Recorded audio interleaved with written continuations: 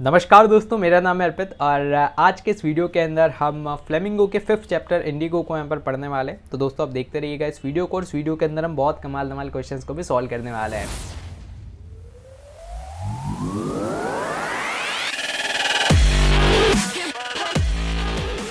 तो इस वीडियो के अंदर हम लेटेस्ट सीबीएसई के सिलेबस के हिसाब से आगे बढ़ने वाले हैं और यहाँ पर हम प्रीवियस ईयर क्वेश्चन और साथ ही इस कंप्लीट चैप्टर की समरी को भी देखेंगे। यहाँ पर मैं आपको प्लॉट, थीम, कैरेक्टर्स ये सारी चीज़ें बता दूंगा जो कि एग्जाम पॉइंट ऑफ व्यू से बहुत ज़्यादा इंपॉर्टेंट है। तो आइए स्टार्ट करते हैं इस वीडियो को।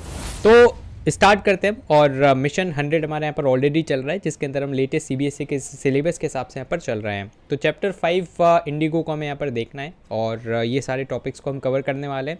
इस सेशन के अंदर मैं आपको प्लॉट, थीम, कैरेक्टर्स ये सब भी बता दूंगा, क्योंकि यार एग्जाम में सीधा यहाँ से क्वेश्चन आ जाता है।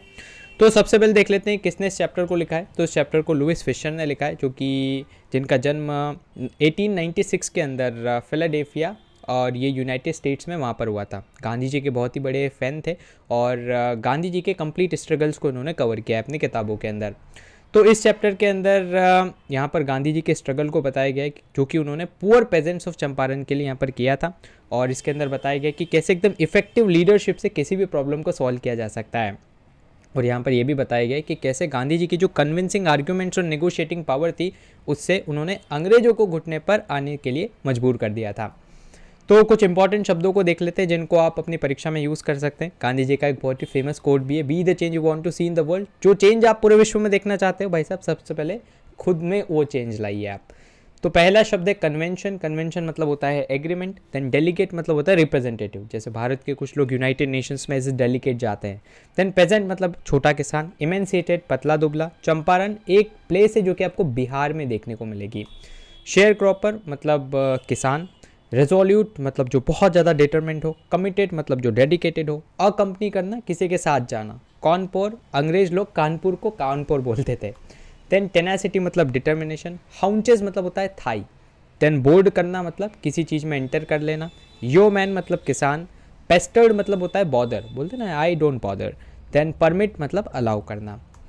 तो अब देख लेते हैं कंप्लीट चैप्टर को। तो ये जो स्टोरी है इसमें हमें गांधी जी के स्ट्रगल के बारे में पता लगता है और ये उन दिनों की बात है जब चंपारण में जितनी भी एरेबल या फर्टाइल लैंड थी उन पर अंग्रेजों का राज था और उन अंग्रेजों की ज़मीनों पर भारतीय किसान काम करते थे।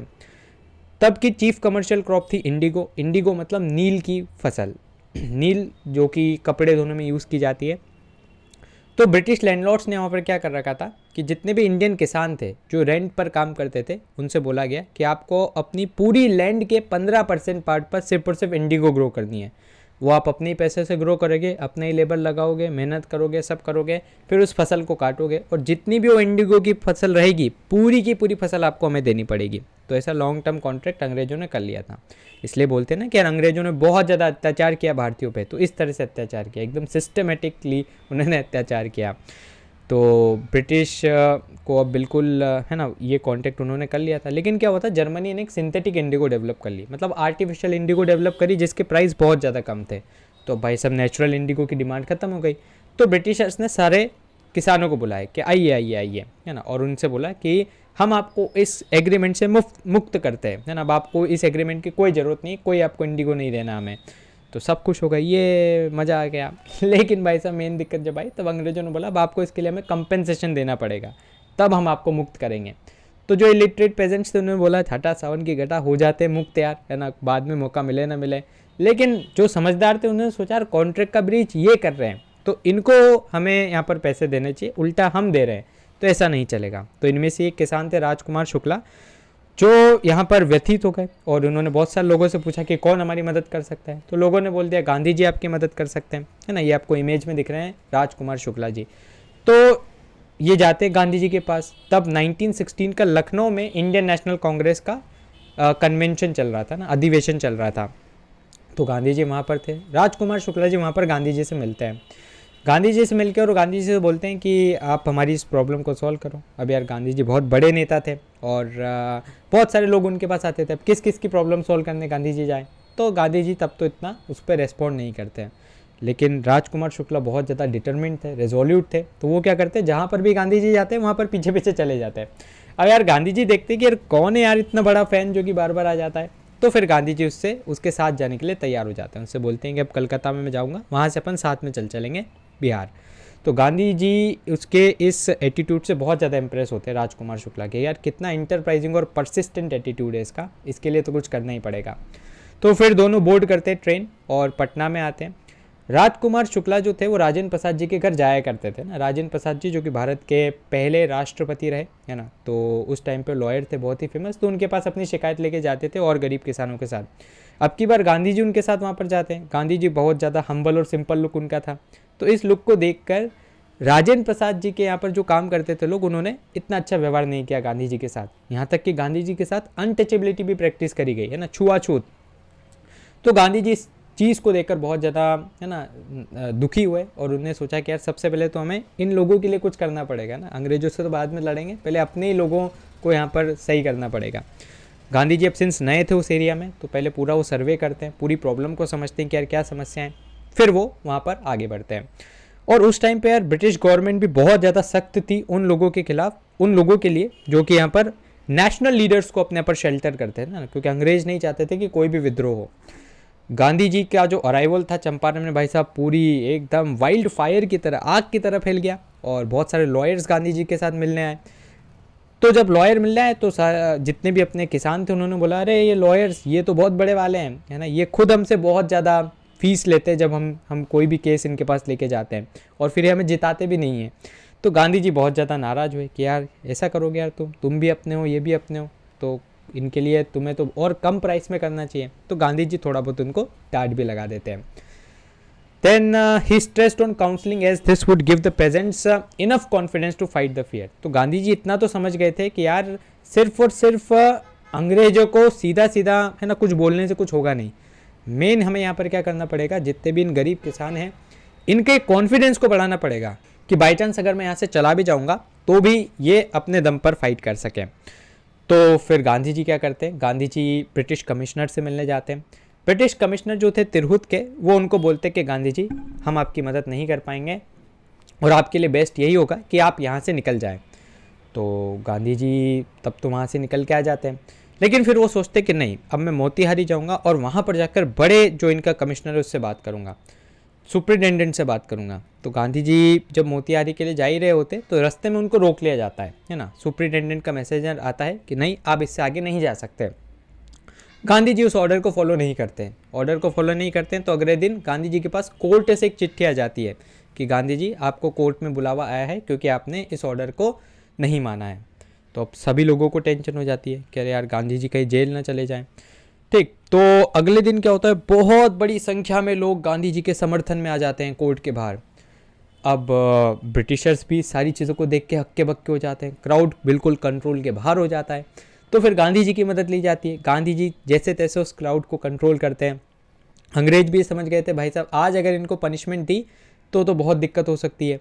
इतने में सभी लॉयर्स भी गांधी जी के सपोर्ट में आ जाते हैं कि अरे यार एक बंदा जो कि बाहर का है, जिसका यहाँ से कुछ लेना देना नहीं है, वो भी अगर हमारी मदद कर सकता है तो हम तो बिल्कुल समर्थन में आ ही सकते हैं। तो सारे लॉयर्स गांधी जी के समर्थन में आ गए और उसी टाइम पे गांधी जी ने बोला the battle of Champaran is won, है ना, अब सारे लोग एक हो चुके हैं, अब भाई साहब अंग्रेजों को झुकना ही पड़ेगा। और फिर अंग्रेजों को झुकना पड़ता है, वो गांधी जी को बाइज्जत बरी कर देते हैं, है ना। और उसके बाद फिर एक एग्रीमेंट होता है, अंग्रेज और गांधी जी एक टेबल पे आते हैं और वहाँ पर गांधी जी पहले डिमांड करते हैं कि यार जो भी आपने रुपए लिए हैं उन गरीब किसानों से उसका 50% अमाउंट ऑफ रिफंड करो, है ना, सारा तो मैं मांग नहीं रहा हूँ लेकिन 50% कर दो। तो सारे अंग्रेज सोचते हैं कि अरे यार अगर गांधी जी को हम है ना थोड़ा इनके साथ निगोशिएट करेंगे तो शायद ये मना ही कर दे कि वाह नहीं चाहिए तुम्हारा, है ना। तो बोलते हैं गांधी जी हम 25% देंगे, गांधी जी झट से हाँ कर देते हैं, लो भाई 25% तुम वापस कर दो इनको। तो इससे क्या एक मैसेज जाता है, तो इससे एक मैसेज जाता है कि यार गांधी जी ने बहुत है ना मतलब मशक्क़त करके और एकदम अपने कन्विंसिंग आर्ग्यूमेंट से निगोशिएशन से क्या करा, अंग्रेजों को झुका दिया। और सारे लोगों के अंदर एक ये रह गया कि भाई ये अंग्रेज ऐसे लोग नहीं हैं जिनको अपन हरा नहीं सकते, इनको हरा सकते हैं, बस आपको सत्य अहिंसा का साथ चाहिए। उसके बाद फिर गांधी जी का भी बहुत बड़ा कद नेशनल पॉलिटिक्स में भी हुआ। अब गांधी जी ने जो पहले देखा था कि यार है ना सोशली भी इनको अपलिफ्ट करना पड़ेगा क्योंकि समाज में बहुत ज़्यादा बैकवर्डनेस है, तो गांधी जी वहाँ पर एजुकेशन, हेल्थ, हाइजीन इन सभी की भी व्यवस्था करते हैं पुअर पेजेंट्स के लिए और उनको सेल्फ रिलायंस का पाठ पढ़ाते हैं। सेल्फ रिलायंस मतलब क्या होता है, आत्मनिर्भरता। तो एक CF एंड्रूस नाम के एक व्यक्ति थे, है ना। तो CF एंड्रूस नाम के जो व्यक्ति थे वो वहाँ पर मदद करने के लिए बोलते हैं कि हम मदद कर देंगे। तो लेकिन गांधी जी बोलते कि नहीं, आपकी मदद नहीं चाहिए, ये खुद कर लेंगे। ठीक है, स्लाइड का मैंने आपको बताई दिया कि तिरहुत वो जाते हैं, गांधी जी, है ना, वो को बोलते हैं कि नहीं, आप वापस लौट जाइए। फिर वो सुपरिटेंडेंट से मिलने जा रहे होते हैं, तो उस टाइम पे क्या होता है, डिसओबे कर देते हैं, ऑर्डर आता है कि आप नहीं जा सकते, और फिर वो पूरा कोर्ट वोर्ट चलता है ना। ये सारी चीज़ हमने देख ली, और इस तरह से गांधी जी के सिविल डिसओबीडियंट मूवमेंट की यहाँ पर क्या होती है, जीत होती है, और 25% रिफंड लेने में भी गांधी जी कामयाब हो जाते हैं। अब गांधी जी के साथ और भी उनके जो और लोग थे, जैसे महादेव देसाई, नरहरि पारिक, है ना, गांधी जी की खुद वाइफ जो थी, उन्होंने वहाँ पर क्या किया, उन्होंने बिल्कुल चंपारण के लोगों के लिए काम किया और सेल्फ रिलायंस का पार्ट उनको पढ़ाया। अब एक प्लॉट मैं आपको बता देता हूँ, कई बार आपको एग्जाम में सीधा प्लॉट लिखने के लिए आ जाता है। तो ये जो स्टोरी इंडिगो हाईलाइट करती है condition of poor share cropper, ठीक है, चंपारण के शेयर क्रॉपर्स की कंडीशन के बारे में यहाँ पर बताया जाता है। चंपारण डिस्ट्रिक्ट को गवर्न किया जाता था अंग्रेजों के द्वारा, और जो इंडियन टेनेंट्स थे वो अंग्रेज के जितनी भी ज़मीन पर वहाँ पर काम करते थे। लॉन्ग टर्म एग्रीमेंट हुआ ही था, 15% के वहाँ पर उनको इंडिगो को ग्रो करना था, और पूरी 15% पे जो भी क्रॉप उगाएंगे उनको एज ए कंपेंसेशन देना था। अब ये तो भाई सब अत्याचार था एक तरह से तो, लेकिन फिर जर्मनी ने जैसे सिंथेटिक इंडिगो उगाई, तो उसके बाद फिर क्या हुआ, उसके बाद अंग्रेजों को ये नीड नहीं रही, तो फिर अंग्रेजों ने बोला कि चलो अब इस कॉन्ट्रैक्ट को ख़त्म कर देते हैं। इस कॉन्ट्रैक्ट को ख़त्म करने से राजकुमार शुक्ला खुश नहीं थे कि भाई हम क्यों पैसे दें, तो गांधी जी के पास वो जाते हैं, गांधी जी उनसे मुलाकात फिक्स करते हैं, फिर गांधी जी चंपारण में आने के लिए तैयार हो जाते हैं। अब शुरू में तो, है ना, यहाँ पर गांधी जी को भी थोड़ा सा अनटचेबिलिटी और बाकी सारी चीज़ें फेस करनी पड़ी, लेकिन गांधी जी ने अच्छे से लड़ाई लड़ी और लास्ट में अंग्रेजों को अपने घुटने पर झुका दिया। देन गांधी जी ने फिर एजुकेशन, हेल्थ, हाइजीन के लिए भी काम किया। थीम क्या है, तो गांधी जी यहाँ पर पूरा फोकस इस चैप्टर का है इफेक्टिव लीडरशिप पे, कि अगर कोई इफेक्टिव लीडर है तो वो किसी प्रॉब्लम को सॉल्व कर सकता है। एंड यहाँ पर सजेस्ट किया जाता है solution to any problem without causing harm, ठीक है। गांधी जी का नॉन वायलेंस और सत्य का प्रिंसिपल था ही कि किसी को हार्म मत पहुँचाओ, तो भी आप अपना सोल्यूशन को निकाल सकते हो। स्टोरी जस्टिफाई करती है प्रॉब्लम जो कि पुअर पेजेंट्स के द्वारा फेस की जाती है, और यहाँ पर story states the fact that the fight for any social cause never goes unpaid, ठीक है। तो अगर आप कोई भी फाइट करते हो सोशल कॉज के लिए, तो कहीं ना कहीं उसका आपको बेनिफिट मिल ही जाएगा। कैरेक्टर से पहला है, कैरेक्टर स्केच आ जाता है भाई साहब राजकुमार शुक्ला का। तो वो एक पेजेंट था चंपारण डिस्ट्रिक्ट में, और he was tired of the rigid rule of the Britishers. तो ब्रिटिशर्स के रिजिड रूल से वो बहुत ज़्यादा थक चुका था, एंड दो ही लैक्ड एजुकेशन, लेकिन उसके एक्शंस एकदम बोल्ड थे। देन इस प्रॉब्लम को सॉल्व करने के लिए वो गांधी जी के पास जाता है, और जब तक वो गांधी जी मान नहीं जाते तब तक वो उनके पीछे ही लगा रहता है। अब गांधी जी राजकुमार शुक्ला के साथ आते हैं, है ना, और फिर आगे की कहानी तो आपको पता ही है कि वो पूरा लड़ते हैं साल भर के लिए, और सेल्फ रिलायंस का पार्ट उनको पढ़ाया जाता है। देन टाइटल का सिग्निफिकेंस आ जाता है कि आप बताइए कि क्या ये जो टाइटल है इंडिगो, ये सही है या फिर नहीं। तो बिल्कुल भाई साहब, ये जो कंप्लीट टाइटल एकदम सही है, क्योंकि चंपारण डिस्ट्रिक्ट की एक कहानी है 1916 की, और यहाँ पर टायरनी ऑफ रिच लैंडलॉर्ड्स, है ना, मतलब एक जो एक तरफा राज रहता है रिच लैंडलॉर्ड्स का, उसको बताया गया है। और ये जो टाइटल है इंडिगो, ये एम्फेसाइज करता है कि कैसे एक्सप्लॉइटेशन किया जाता था पुअर इंडिगो फार्मर्स का, है ना। फिर आगे आपको कहानी वो लिखनी पड़ेगी कि 15% ज़मीन पर उनको इंडिगो उगानी पड़ती थी। फिर जैसे ही सिंथेटिक इंडिगो आ गया तो फिर उसकी ज़रूरत नहीं रही, और अंग्रेज़ों ने कंपेंसेशन मांगना स्टार्ट कर दिया, और फिर गांधी जी ने लास्ट में इसके लिए लड़ाई करी। एक छोटा सा अपडेट मैं आपको दे देता हूँ कि यार अभी बहुत ही कमाल का ऑफर चल रहा है अन अकेडमी का, जहाँ पर अगर आप क्लास 6 से लेकर 12th के बीच का सब्सक्रिप्शन लेते हो तो आपको अप टू 45% तक का ऑफ यहाँ पर देखने को मिल सकता है। लिंक्स आपको सारे डिस्क्रिप्शन में मिल जाएंगे, और मैं खुद आपको प्लस पे पढ़ाता हूँ, तो आप मेरे कोर्सेज़ को भी वहाँ पर से एक्सेस कर सकते हैं, और एकदम स्ट्रक्चर्ड वे में अपनी तैयारी को आप कर सकते हैं। तो अपना अनलॉक कोड है APpedia100, इस कोड को लगाते ही आपको मैक्सिमम पॉसिबल डिस्काउंट मिल जाएगा, और लिंक्स आपको डिस्क्रिप्शन में मिल जाएंगे। बढ़ते अब हम आगे कुछ MCQs को देख लेते हैं। तो पहला है अपने पास, who is the author of Indigo. तो इंडिगो चैप्टर के ऑथर कौन है, तो option number A, Louis Fischer is the author of Indigo. Indigo एक एक्सर्ट है जिसको लिया गया है कौन सी किताब से, the life of Mahatma Gandhi से।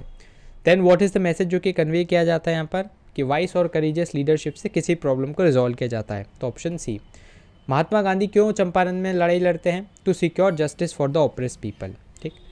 देन पांचवा प्रश्न है कि why does Gandhi ji fight in Champaran, क्या वो सिग्निफाई करती है, तो ये पावर ऑफ इफेक्टिव लीडरशिप बताती है। कुछ क्वेश्चन है जिनको हम देख लेते हैं कि why did Rajkumar Shukla met Gandhi ji. तो अपने को पता ही है कि राजकुमार शुक्ला चंपारण डिस्ट्रिक्ट से बिलोंग करते हैं और वो गांधी जी से इसलिए मिलते हैं क्योंकि अंग्रेजों ने वो 15% वाला जो कंपेंसेशन है ना, वो क्या किया, उसके थ्रू अत्याचार किया वहाँ के लोगों पे। तो इससे राजकुमार शुक्ला खुश नहीं थे और वो चाहते थे कि गांधी जी उनकी मदद करें इस सिचुएशन से बाहर आने में। गांधी जी कैसे हेल्प करते हैं, तो गांधी जी यहाँ पर उनकी हेल्प करते हैं bye fighting for their rights और उनको लास्ट में सेल्फ रिलायंट भी बनाते हैं। देन सैम्पल पेपर में क्या प्रश्न पूछा गया है कि राजकुमार शुक्ला के जो एफर्ट थे उन्होंने they resulted in Gandhi's fight for the farmer cause. ये शोकेस करता है क्या, तो ये शोकेस करता है क्या, ये शोकेस करता है enterprising and persistent efforts of Rajkumar Shukla. Previous year में क्या प्रश्न पूछा गया था कि गांधी जी क्यों एग्री कर जाते 25% के लिए। गांधी जी को भाई सब 100% के लिए लड़ना था ना, लेकिन गांधी जी भाई शुरू में 50 मांगते हैं, 25 पे इसलिए सेटिस्फाई हो जाते हैं वो, क्योंकि उनका मेन एम पैसा नहीं था। उनका मेन एम था कि हम ब्रिटिशर्स को झुकाएं ताकि लोगों के मन में जो ब्रिटिशर्स का फियर है वो दूर हो जाए। Then Gandhi ji, how was Gandhi ji able to influence the lawyers, कैसे वो इन्फ्लुएंस करते हैं, तो गांधी जी यार इतनी सेल्फलेस सर्विस उनकी रहती है कि यार ये बाहर का व्यक्ति अगर यहाँ के लोगों के लिए कर सकता है तो हम तो कर ही सकते हैं। तो इस तरह से लॉयर्स इन्फ्लुएंस हो जाते हैं और फिर गांधी जी बोलते हैं कि the battle of Champaran is won. कुछ एक्सपेक्टेड क्वेश्चंस, राजकुमार शुक्ला को रिजोल्यूट क्यों बोला गया है, क्योंकि भाई साहब राजकुमार शुक्ला हर जगह गांधी जी को फॉलो करते हैं, जब तक समस्या का समाधान नहीं होता है तब तक वो उनके पीछे ही रहते हैं। प्रैक्टिस क्वेश्चन है अपने पास कि यहाँ पर इसको आप सॉल्व कीजिएगा कि how did Gandhi ji react to the commissioner's advice, है ना। कमिश्नर ने बोला था कि भाई साहब आप निकल जाओ, तो गांधी जी ने कैसे रिएक्ट किया, तो वही गांधी जी ने उसको फॉलो नहीं किया और सिविल डिसोबीडियंस मूवमेंट की वहाँ से एक तरह से स्टार्टिंग हो गई, है ना। गांधी जी ने और सोचा कि हम यहाँ नहीं, अब बड़े वाले मोतीहारी के कैपिटल में जाएंगे और वहाँ पर जाके अंग्रेज से मिलेंगे, ठीक। तो फिर ऑर्डर आ ही जाता है और गांधी जी उसको अवहेलना करते हैं, उसकी फॉलो नहीं करते हैं, तो फिर कोर्ट में उनको जाना पड़ता है। लॉन्ग आंसर प्रश्न की कैसे गांधी जी की लाइफ में टर्निंग पॉइंट था आपको बताना है। तो यार देखो, गांधी जी ने इनजस्टिस के खिलाफ यहाँ पर लड़ाई लड़ी, इसमें आपको पूरी कहानी बतानी पड़ेगी, वो 15% वाली। फिर गांधी जी यहाँ पर आते हैं, है ना, और अच्छे से लड़ाई लड़ते हैं। अब यहाँ से क्या होता है, गांधी जी का राइज होता है एज ए नेशनल लीडर, है ना, बहुत बड़े लीडर्स वो बन जाते हैं, बहुत सारे गरीब लोगों का साथ गांधी जी को मिल जाता है, तो सबका साथ लेकर वो चलते हैं और फिर लास्ट में भारत को आज़ाद करवाते हैं। एक्सट्रैक्ट बेस्ड क्वेश्चन है यहाँ पर, इसको भी अपन देख लेते हैं। तो who was Rajkumar Shukla, Rajkumar Shukla basically एक पेजेंट था, ऑप्शन सी। हुम वॉज ही स्पीकिंग टू, है ना, सो ये महात्मा गांधी से बात कर रहा होता है। Why did he request the addressee to come to district to sort the problem of, या फिर to sort the problem of sharecroppers, ठीक है, शेयर क्रॉपर्स की व्यथाओं को दूर करने के लिए। चंपारण कहाँ पर रहता है, ये अपने देखा था, फुट हिल्स ऑफ हिमालय में लाई करता है ना, बिल्कुल वहाँ पर नेपाल के नीचे और बिहार के अंदर। अब एक क्वेश्चन बैंक है, ठीक है, जब आप इस कंप्लीट चैप्टर की पीडीएफ डाउनलोड करोगे डिस्क्रिप्शन में, तो वहाँ से आप इसको एक्सेस कर सकते हैं। तो फिलहाल के लिए इस वीडियो में इतना ही। मुझे उम्मीद है कि आपको वीडियो पसंद आया होगा। अगर आपके कोई भी डाउट्स हो, सवाल या सुझाव हो, तो उसको आप जरूर से कमेंट बॉक्स में लिख दीजिएगा। दोस्तों, आप हमारे चैनल को भी सब्सक्राइब कर लीजिएगा, क्योंकि इससे हमें और भी ज़्यादा मोटिवेशन मिलता है आपके लिए वीडियोज़ बनाने के लिए। सब्सक्राइब बटन के पास बने एक बेल आइकन को आप जरूर से दबा दीजिएगा, ताकि हमारे चैनल की लेटेस्ट नोटिफिकेशन आपसे मिस ना हो। दोस्तों धन्यवाद, जय हिंद, जय भारत।